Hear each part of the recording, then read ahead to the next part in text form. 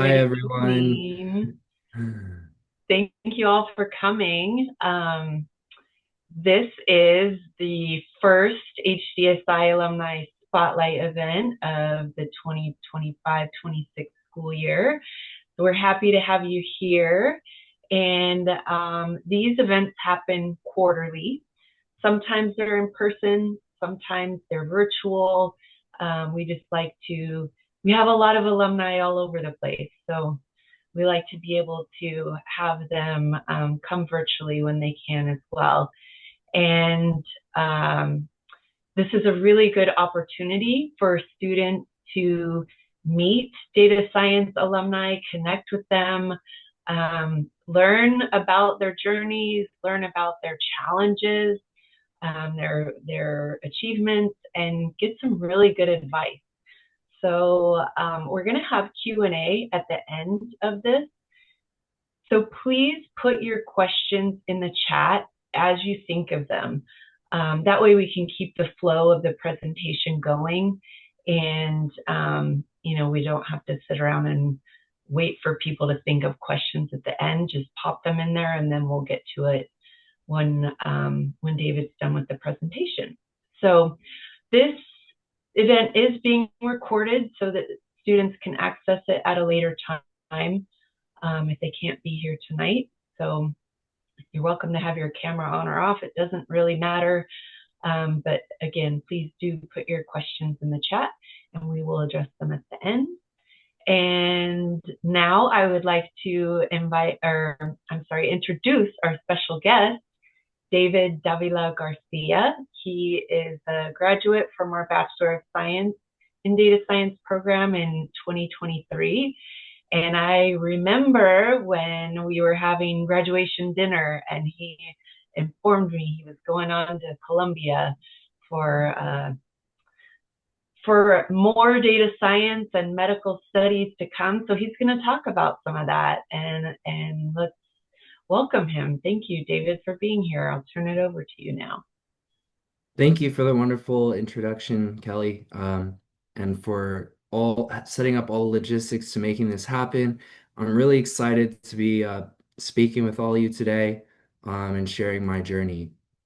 So I prepared some slides, but at the end, I'm hoping that we can have more of a conversation and discussion, um, maybe to address any questions that you might have. So, as Kelly said, if you can put your questions in the chat, that would be great, and we'll cover those at the end. So a little bit about me. My name's David Davila Garcia.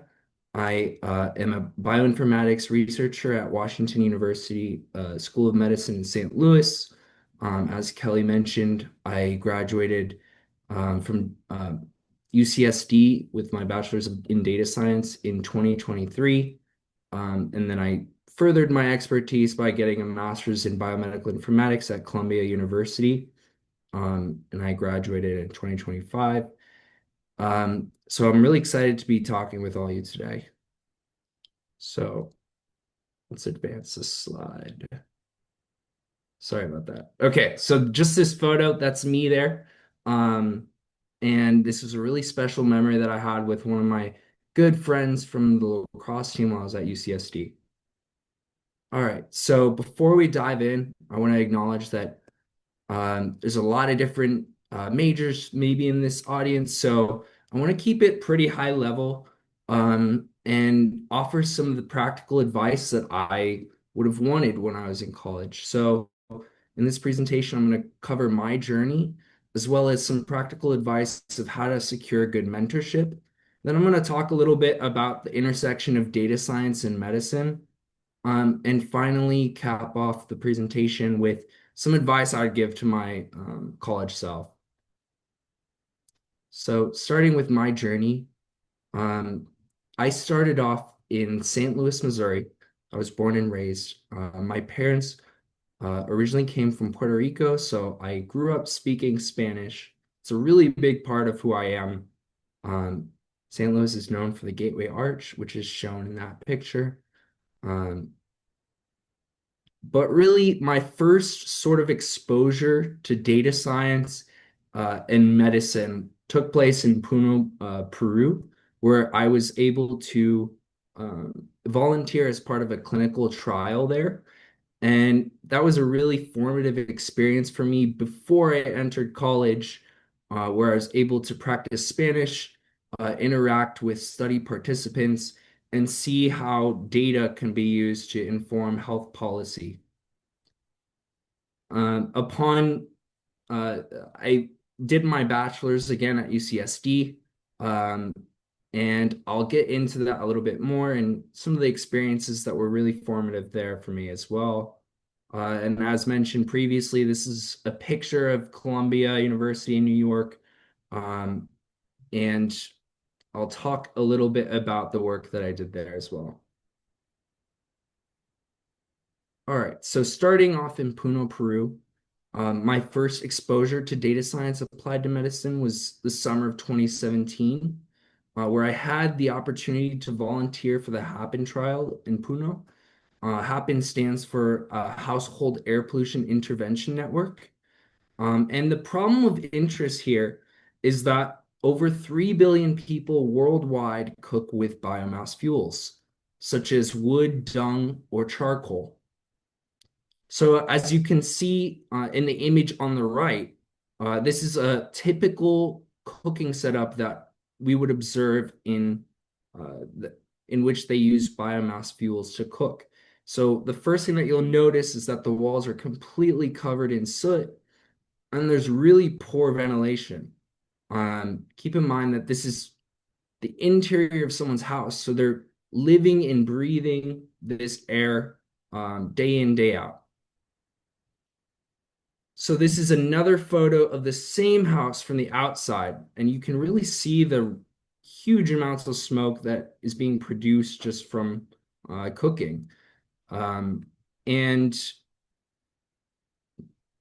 so one of the important takeaways here is that it's estimated that household air pollution contributes to 2.3 million premature deaths each year.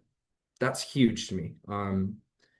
So what this study was looking to do was to intervene by giving half of the study participants liquefied petroleum gas stoves and compare health outcomes between that group and the group that used their traditional biomass stoves.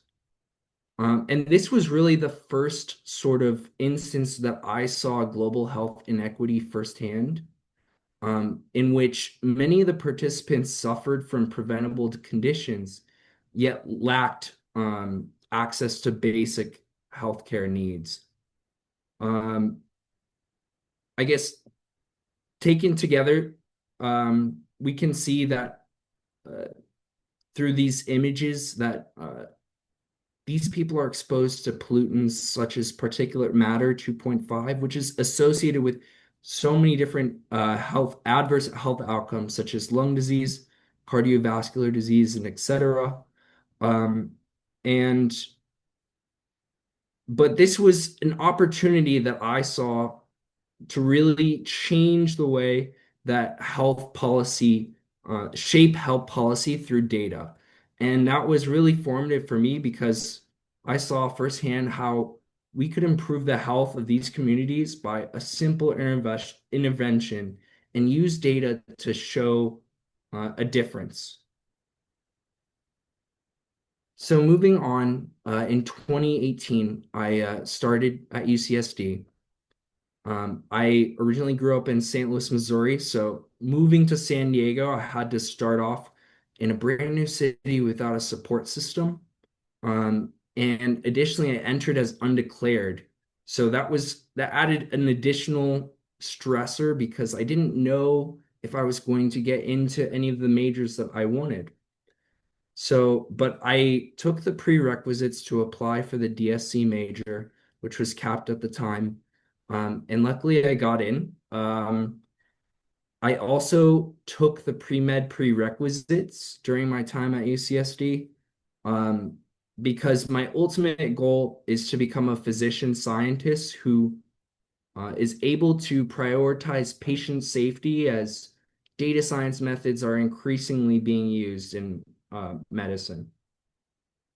But one of the big setbacks that I faced was a subpar freshman GPA, due to all these demanding hats that I was wearing at the time, and not having that support network. I really had to think about how I had three major key uh, resources that helped me succeed and get out of this subpar GPA. And those include bootstrapping.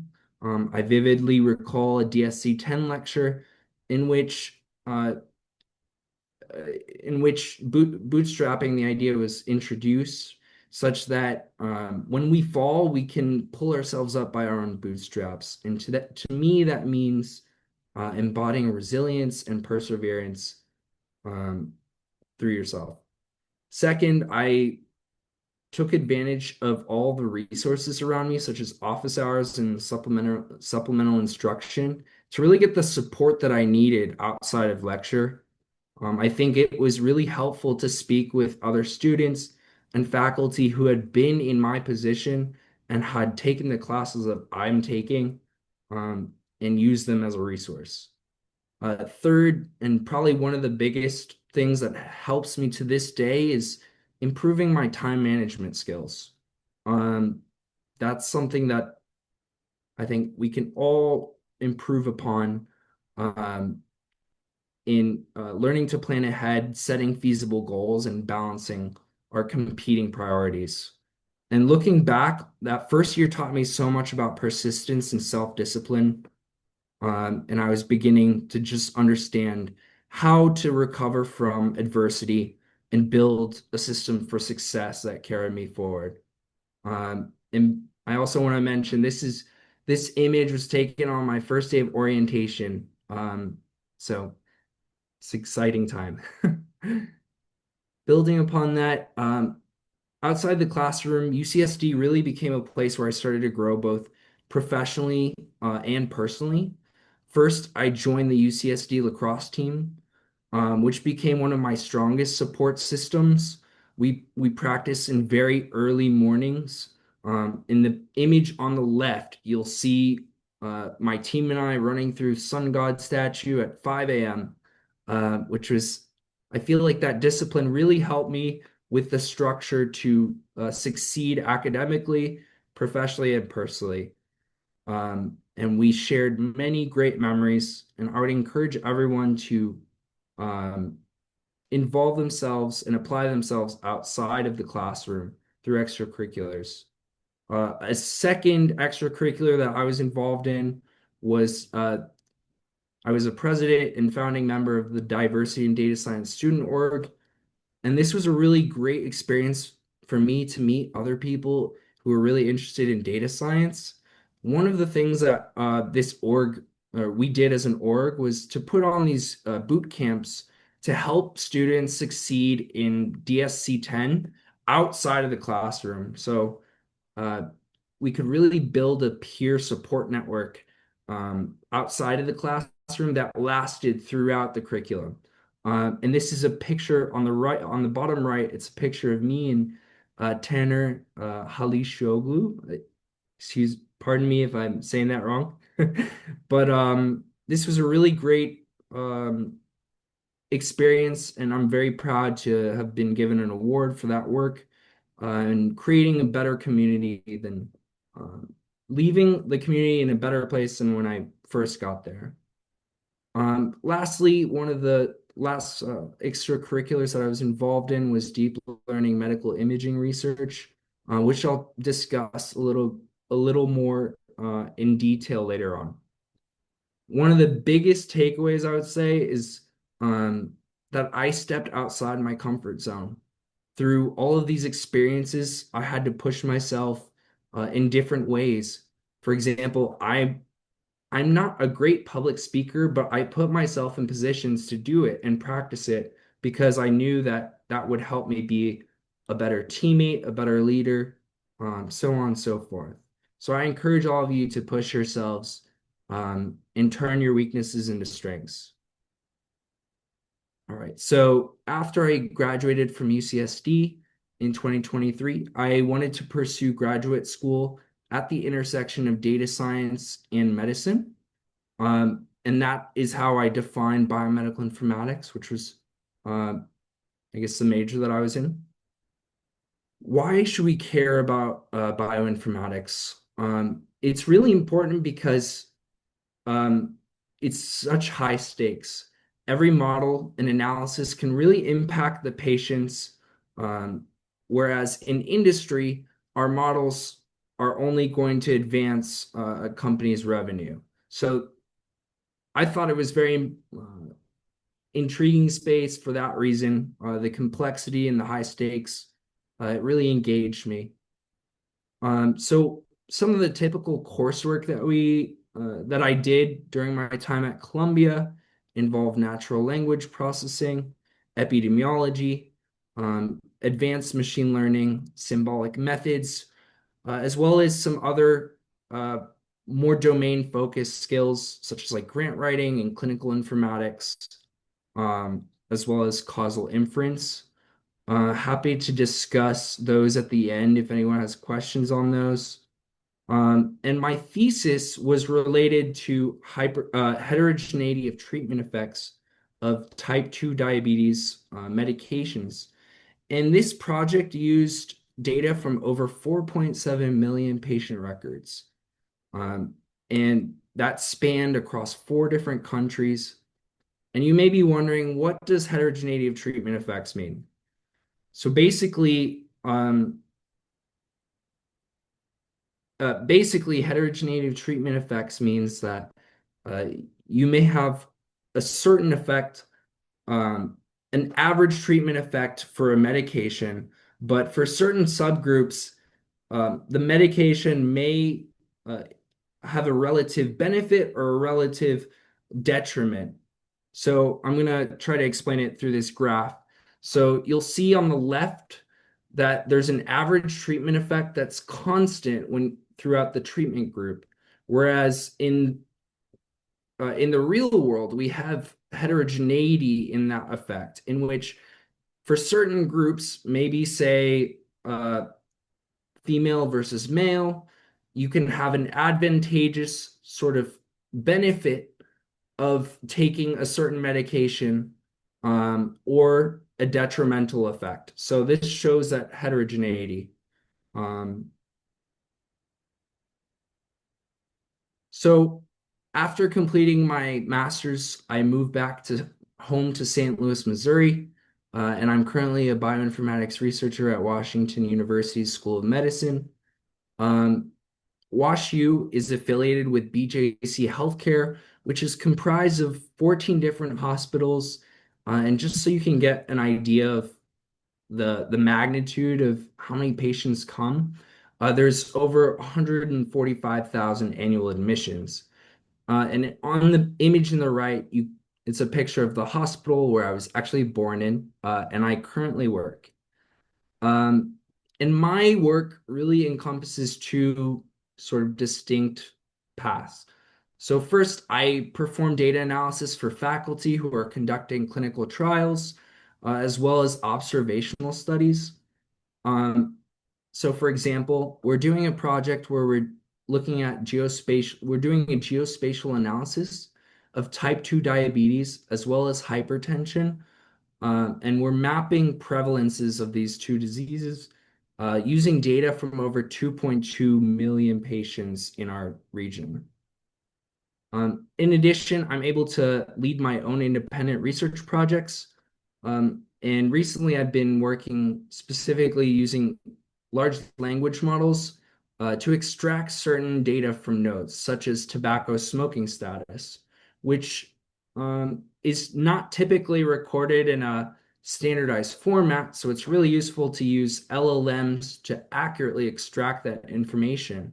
And perhaps we can trigger automated referrals to tobacco smoking cessation clinics for patients. So one of the major things that I've learned during my time at WashU is that you always have to be willing to continuously learn. Um, that means learning new statistical analyses. That means brushing up on your natural language processing, what have you, as well as the immense cross collaboration that we have. So I work in many different teams with physicians from all different specialties, as well as um, PhDs in everything in between. So it's really great, vibrant community, and I've really enjoyed my time here. So moving on to a little bit more of a practical sort of discussion that I'm hoping to have, related to how to secure good mentorship and how to avoid bad mentorship.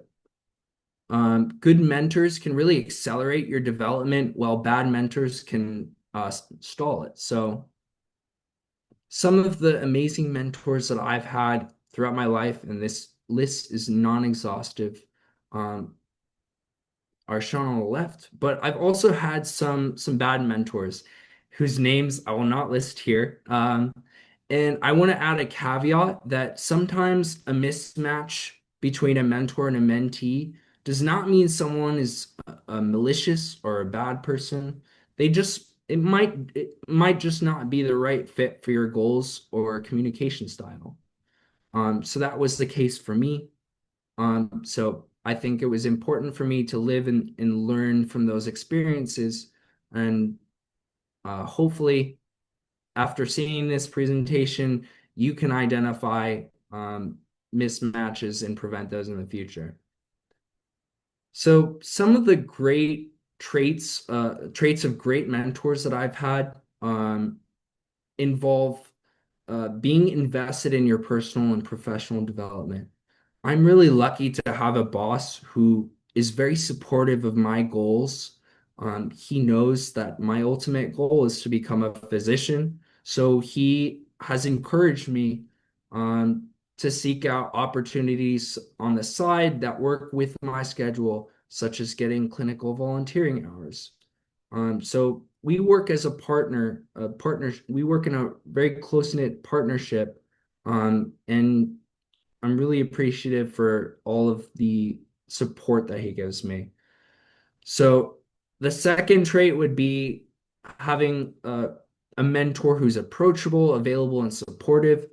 To me, that means that you can have serious discussions with them. You're not afraid to ask them for advice, uh, and they're going to be there for you through the good times and the bad times. Third, you want a mentor who can give honest and constructive feedback. Um, so they're not just going to rubber stamp your ideas, they're going to challenge your ideas and help you grow as a researcher, as a data scientist, what have you. Fourth, they will encourage independence, to push you to be more independent yourself, and but they're there for you whenever you need that extra support. Fifth, they treat failures as opportunities for growth. I personally have learned so much from my failures, more so than my successes. And I think good mentors see those failures and are able to turn them into opportunities for growth. For example, maybe your project isn't going the way that you want to. You can pivot, but use some of the insights that you've gained from um, that initial draft, and pivot effectively to a more effective approach. And six, good mentors are partners.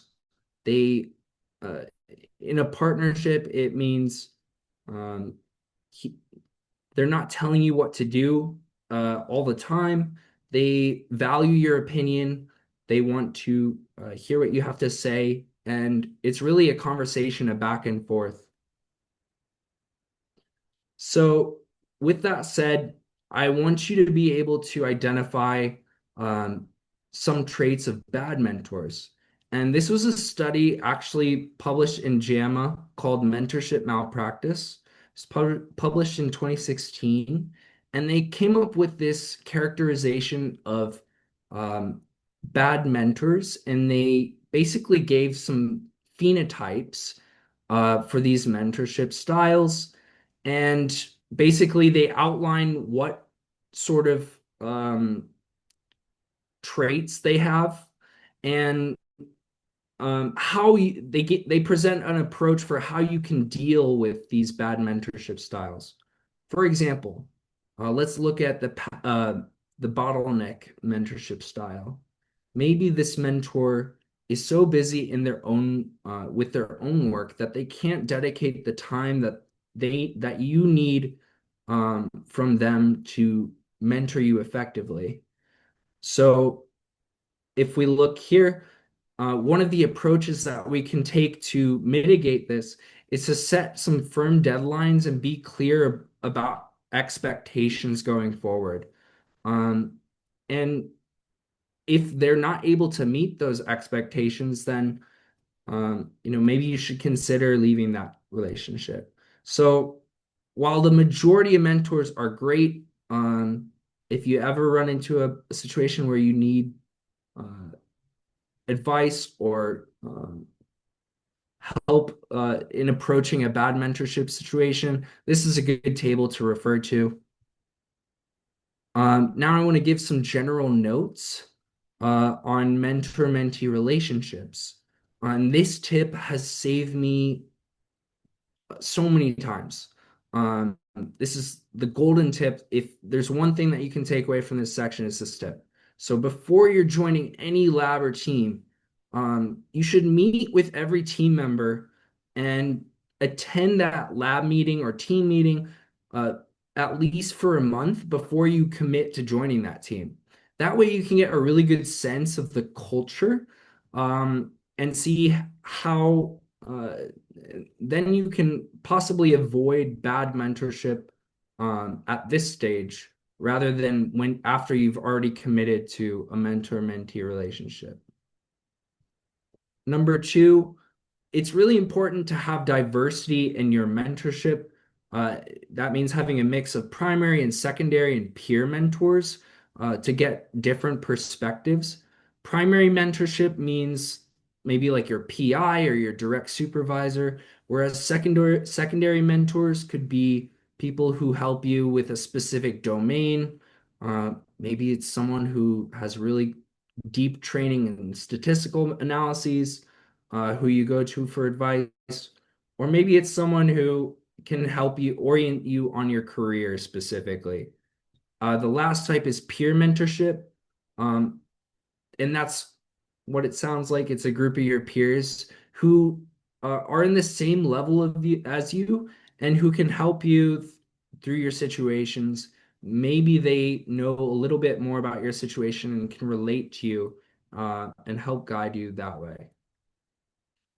Number three, it's important to recognize that everyone is busy. So we should take advantage of our one-to-one time with mentors and maximize that time.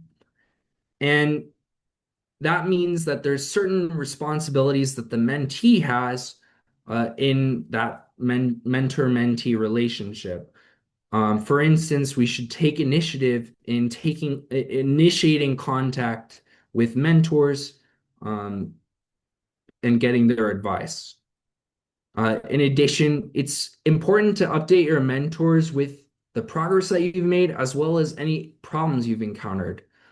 If you're just giving them half the story because you're afraid to hear maybe their critiques, then that's not going to help you grow as a person, as a data scientist, or what have you.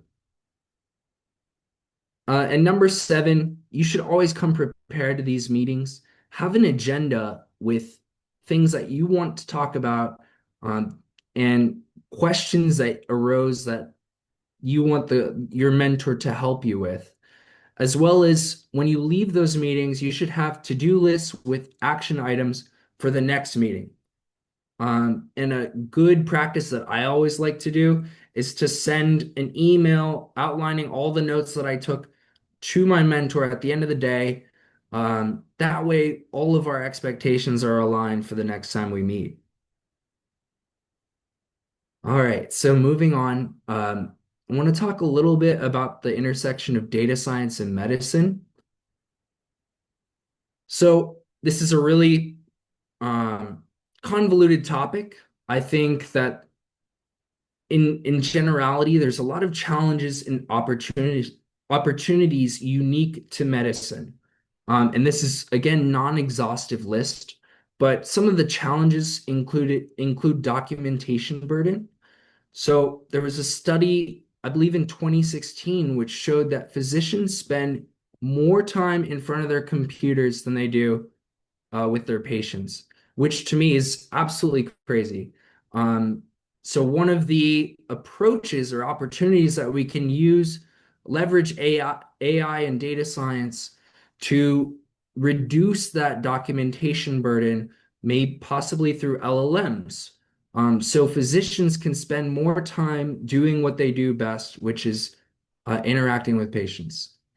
Number two, there's so many health disparities related to unequal access, as well as bias data, which can leak into our models. So, one of the potential opportunities is to leverage predictive analytics to monitor model performance across different subgroups, whether that be, let's say, age, race, ethnicity, or sex. Those just to name a few. A third really big challenge unique to medicine is patient privacy. So in other disciplines, there's a lot of data which is able to be shared readily in the open publicly, which allows AI models to be trained on that publicly available data. However, medicine is unique in that patient data is protected. So how can we make sure that our models are trained in a way that they are generalizable to the overall population, um, while respecting patient privacy? This is an ongoing research area. There's several approaches, but such as federated learning, in which you can train your model at your own institution and aggregate the results across institutions to form a full model. But this is an ongoing area of research. So the take-home message that I really wanted to bring up on this slide is that we need more data science in medical research. There's a growing number of challenges, and we need people who understand data um, to solve those challenges. So, moving on, one of the formative experiences that I had at the intersection of data science, and medicine was during my DSC capstone, in which, as you can see on the image on the right, I was mentored by Dr. Lewis Hahn and Dr. Albert Sal as part of the ADA lab at UCSD. Um, and the project that we worked on was deep learning prediction of cardiac chamber enlargement from X-rays. And I'll go into that a bit more in the coming slides. But this was a really great experience for me to work on a diverse team filled with both radiologists and data scientists to leverage each individual's strengths. So the radiologists bring robust knowledge of their domain, and the data scientists could help develop this model. Um, and I was fortunate to have this project accepted at the American Heart Association Scientific Sessions in 2023. It's a great honor to be able to do that, especially from the undergraduate level. And I currently have a first author manuscript under review. Um, the last thing I'll say is that I still keep in touch with these mentors. Uh, they have been incredibly generous people and very supportive people, and I'm very gracious for everything they've done for me. So to dive into the problem specifically, so cardiac chamber enlargement is associated with um, adverse health outcomes, and if we can prevent or if we can identify it, we can somewhat mitigate it later on so that it doesn't turn into a worse problem later on. So, how did we train this model? Um, First off, on the left, we have a chest x-ray, which was our model input. You can see that the heart is right here. And there's distinct advantages that the chest x-ray has. Um, Specifically that it's widely available and it's really low cost. And you can obtain x-rays uh, in a portable manner such that the patient doesn't need to move to an imaging room. However, there are the cons of chest x-ray is that there's limited visualization of the individual cardiac chambers, and it's an indirect measure of cardiac chamber enlargement, which means that we can't really make that diagnosis just from the chest x-ray. We have to prompt further testing. So the second line test is called transthoracic echocardiography, or TTE. So this is our gold standard reference labels. Um, and basically, this test has higher diagnostic accuracy for detecting cardiac chamber enlargement. However, it's much more costly, and you need a technician who's able to capture all the imaging views, and you need a cardiologist who can interpret uh, all of those images as well. So by pairing the low cost chest X-ray with the higher diagnostic accuracy TTE, we can try to leverage the distinct advantages of each imaging modality in our deep learning model. So again, our input is this chest X-ray, and we're training it in a supervised manner using these labels derived from TTE. So just to show a little bit more, our input here is this chest X-ray, and in this study we use over 6,000 chest X-rays paired with TTEs, and they were taken for the same patient within 24 hours. And then we use a deep learning model called an efficient net, um, which is out of the box. And then we fine tune it. Basically, we train it using our institutional data to predict all of these different outputs. So overall cardiac chamber enlargement, as well as individual chamber enlargement for the left ventricle, the right ventricle, the left atrium, and the right atrium. So it's simultaneous prediction of these outputs. And in addition, the model outputs an XRAI saliency map, which can help show how the model is making its predictions. And then in the right figure, um, this is a typical ROC curve, which shows the model performance in green with respect to uh, each of the individual radiologist readings, which are these 3 points. We can see that the area under the ROC curve is greater than that of each of these individual readers. So it's outperforming each of these readers. And I won't get into cardiothoracic ratio, but if you have questions at the end, we can go over that. Um, so that was just a little glimpse of one of the projects that I have had the opportunity in working on. And now I really want to talk about some of the advice that I'd give to my former college self. Um, so to start off with, I want everyone, if you're able to pull out your iPhone, or I guess Android as well, and check your screen time. And if you're feeling willing to maybe like share an emoji how you're feeling after seeing that, um, that would be great.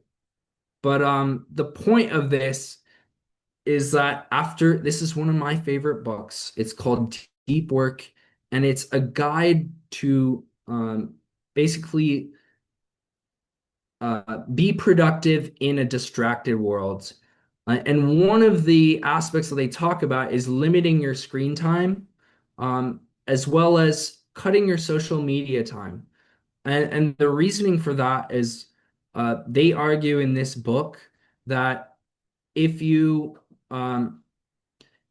the relative benefit that you get from social media is less than other productive things that you could be doing. For instance, when I cut social media, I actually was able to read more books, which helped me become a better person. I was able to do more volunteering. Um, and I was also able to take on some more leadership roles. Um, so another thing that they talk about is decision fatigue. The number of uh, the number of decisions that you have to make each day um, makes you have more fatigue. It makes it harder to make decisions later on. So if you can automate that process a little bit, um, then you will have less fatigue and you'll be able to be more productive. And what do I mean by that? Specifically, if you, one of the recommendations that they make in this book is putting a list of all the hours of the day and then time boxing how much time you're going to allocate to each task. So when you're the next day, when you know exactly what you're supposed to be doing at each hour. Um, I know prior to this recommendation, I would often ask myself, like, am I doing everything that I should be doing? And the answer was no, because I wasn't planning effectively. So that leads into my next point, in which you should set goals. You should, being able to list out all of the tasks that you have at hand, um, and achieving those, making sure that you have those top three goals at the top of your list each day and checking those off will help you be productive going forward. You should also have more long-term goals. Um, for instance, mine is to study medicine. So I have created a plan um, for years so that I can reach that goal.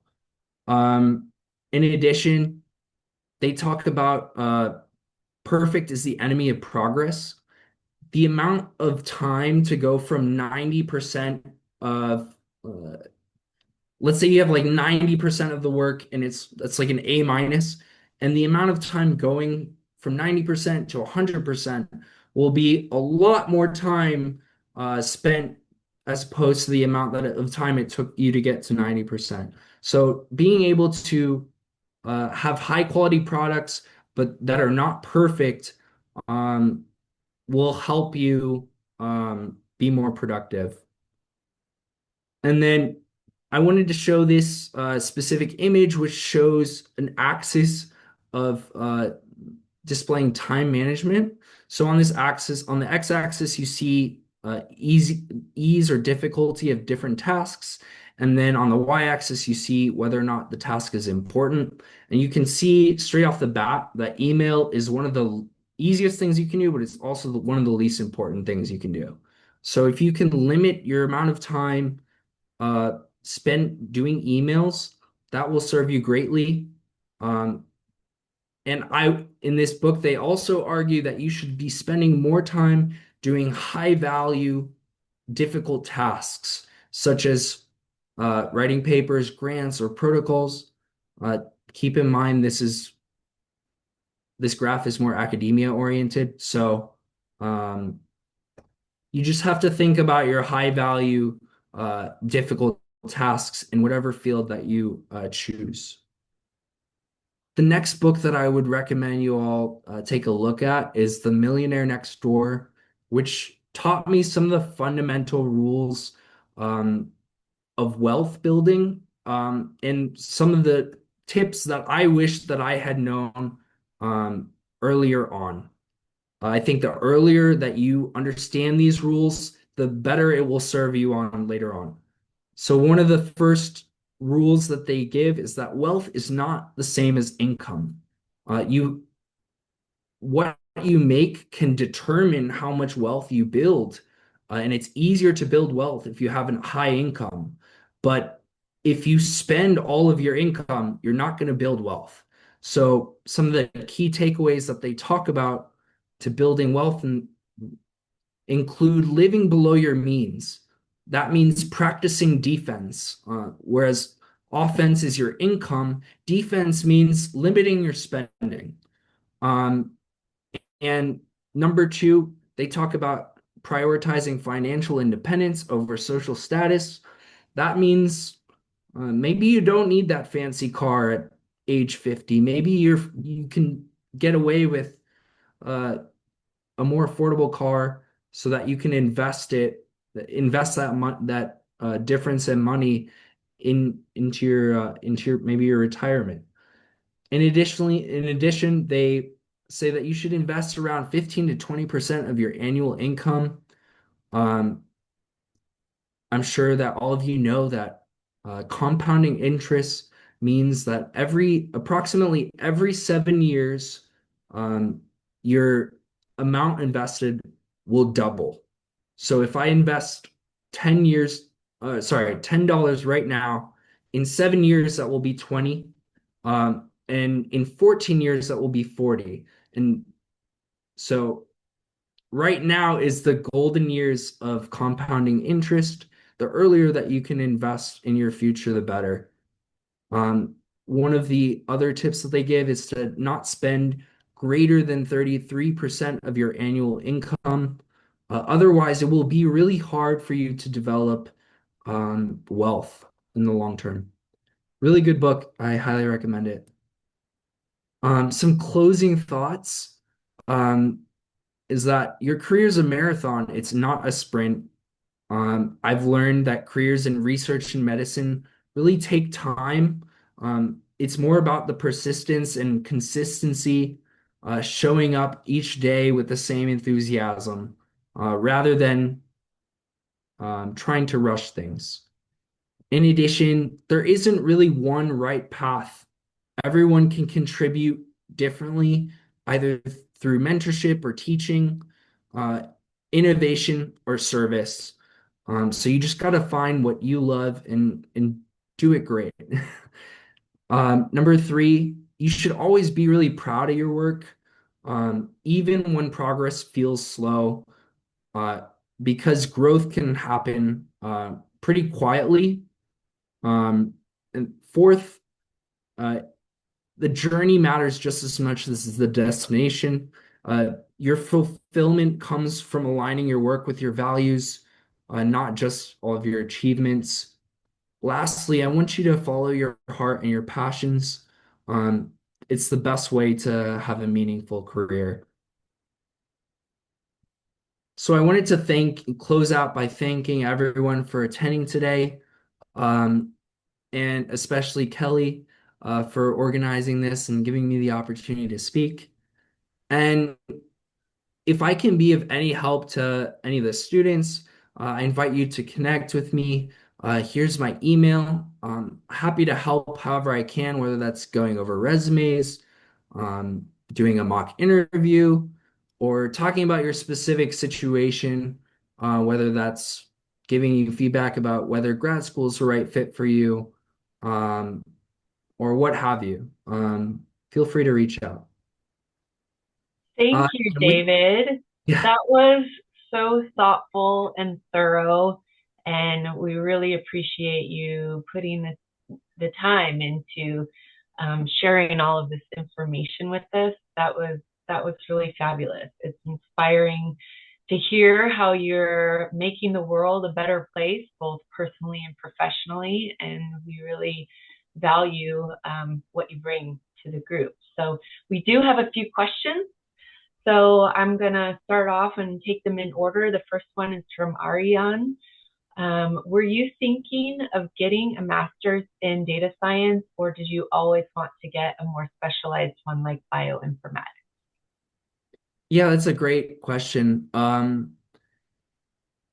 had thought about getting a master's in data science, but ultimately my goal was to be at the intersection of data science and medicine.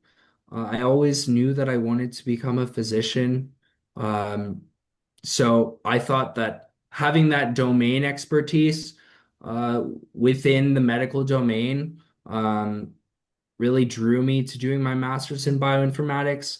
However, during my studies, I really love the like advanced ML courses that I took, and um, it's hard because I love data science and I love both the medical aspect as well as the hardcore theory and cutting edge technologies that are coming out. So, um, if you want to discuss like your situation, I'm happy to go over that as well. Thank you. I'm going to move on to the next question from Lydia. Did you take biology, bioinformatics related coursework during undergrad? And how is the process of applying to grad school for biomedical informatics with the technical data science background? That's a great question. Yes, short answer, yes. I had to take biology as well as a bunch of other natural science coursework during undergrad. Those are part of the pre-medicine prerequisites that everyone has to take. Um, but I don't necessarily think that that's a requirement for applying to a bioinformatics or biomedical informatics graduate program. I think they are very interested in having people who have prior exposure to data science in general.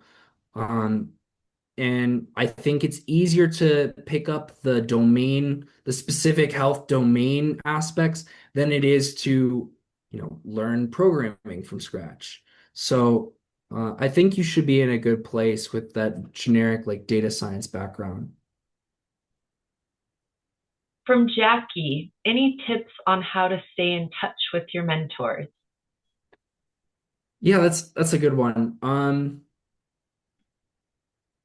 Yeah, I think what I've done in the past is try to I try to stay in contact with my mentors, even from years past, um, especially when I see something that maybe is an accomplishment that they have. I always make it a point to like reach out and say congrats. Um, and I think it's a good habit, like maybe like twice a year to try and stay in touch and um, keep up to date with them. But it is tricky. Yeah, as you said, people are busy. So, but that's good. That's good advice. Another question from Lindsay regarding mentorship. Any recommendations for how to create that mentorship relationship with someone? And also, how were you able to get your research position? Yeah. So creating mentorship relationships with someone, um, again, it goes back to that partnership. So being able to communicate your expectations and understanding their expectations is going to be step one. Um, you have to be able to meet each other in that way. Um, I think, yeah, that's the first step. And follow through with what you say you're going to do. In terms of how I was able to get my research positions, I looked at all of the DSC capstone advisors, and I looked at either the work that they had done, like the research that they had done on PubMed, um, or the papers that they published, and saw, is this like something that I would be interested in? And if not, then I wouldn't select that capstone. Um, but I think Kelly would be a great resource to maybe put you in contact with a mentor, someone, a researcher who is in a field that you may be interested in. Um, but that would be my advice is just asking around of yeah, ask around the department, see who's willing to take on mentees and who has been a good mentor in the past. Yeah, that's great advice. And it's similar to what I often tell students too, is to take a look at faculty, see what they're doing, see if it's something you're interested in, and start there. There's also Triton's Connect. I don't know if people are familiar with that, but that is a resource as well that is open to all UCSD students, staff, and alumni to connect. It's almost like a LinkedIn for Triton, and you can find mentors on there as well.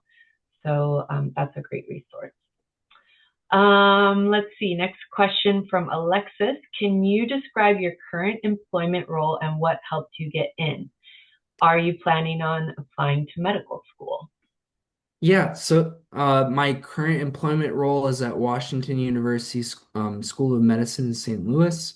I'm a bioinformatics researcher. Um, Again, I really help and support faculty through their randomized control trials as well as their observational studies, and I lead my own research projects.